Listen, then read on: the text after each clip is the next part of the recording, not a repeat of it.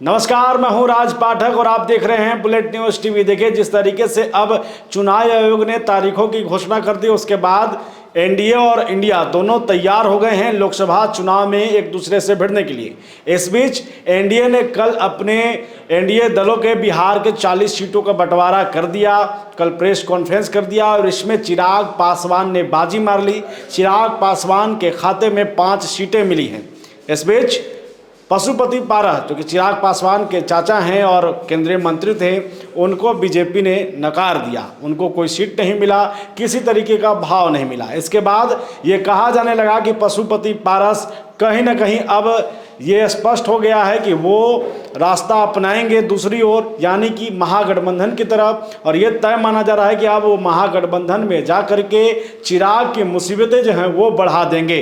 क्योंकि आप जान रहे हैं कि जिस तरीके से चिराग पासवान को हाजीपुर मिला है, जमुई मिला है, 5 ऐसे सीट मिले हैं, वैशाली मिला है, और ये दावा कहीं ना कहीं वो 5 सीटें हैं वो पशुपति पारस के ही आपको उनको मिले हैं। तो जाहिर सी बात है कि अब पशुपति पारस ने ऐलान कर दिया है।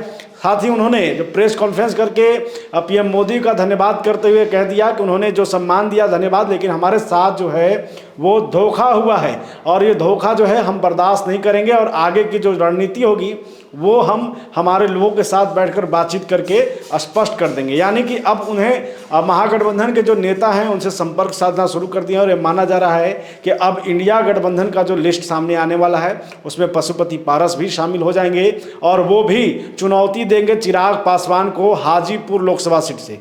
चिराग पासवान जिस तरीके से 2020 में अलग होते हैं बीजेपी से और उसके बाद नीतीश कुमार की मुसीबतें खड़ी कर देते हैं, अब वही हाल जो है ऐसा दिख रहा है कि पशुपति पारस महागठबंधन में जाएंगे। महागठबंधन में जाने के बाद चिराग पासवान जो कहते हैं कि हमारे पास एक वोट बैंक है, उस वोट बैंक को तोड़ने की वो कोशिश करेंगे और कहीं ना कहीं हाजीपुर में कड़ा टक्कर देंगे, क्योंकि हाजीपुर से वो सांसद रहे हैं। हाजीपुर में चाचा भतीजे की ज़बरदस्त लड़ाई हो सकती है। और इस बीच सबसे बड़ी बात यह है कि जो समीकरण समझ करके एनडीए ने चिराग पासवान को अपने साथ में रखा, वही समीकरण, वही चीज़ें, उसी का फायदा अब महागठबंधन को मिलने वाला है। एमवाई की समीकरण की बात की जाती है महागठबंधन के साथ, लेकिन अब पशुपति पारस भी आ गए हैं। उनके गुट के जो उनके समर्थक हैं वो अब महागठबंधन के साथ जब आ जाएंगे तो ये मान के चलिए कि एक जो लड़ाई है, एक मुसीबत चिराग पासवान एनडीए के तमाम दलों के साथ भी होने वाला है। लेकिन इन सब में बीजेपी ने क्या कुछ कहा, उप मुख्यमंत्री विजय सिन्हा ने क्या कुछ कहा, ये भी देख लीजिए।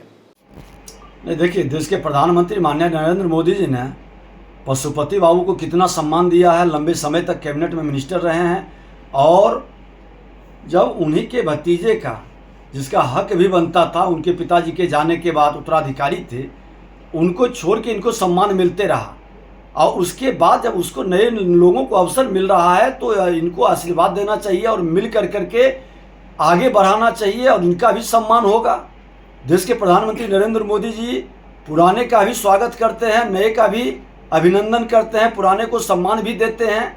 और भारतीय जनता पार्टी सबको लेके चलती है और भारतीय जनता पार्टी देश के प्रधानमंत्री नरेंद्र मोदी जी के नेतृत्व में सबका भविष्य सुरक्षित है और सबका भविष्य सुंदर और बेहतर है। ये माहौल में जो व्यक्ति अपने लीड से हटेंगे, डूबती हुई नाव में बैठेंगे, तो वो भी अपना भविष्य जानते हैं कि क्या होगा। और युग बदलता है, जनरेशन बदलती है, तो लोगों को उसके साथ एडजस्ट भी करना चाहिए।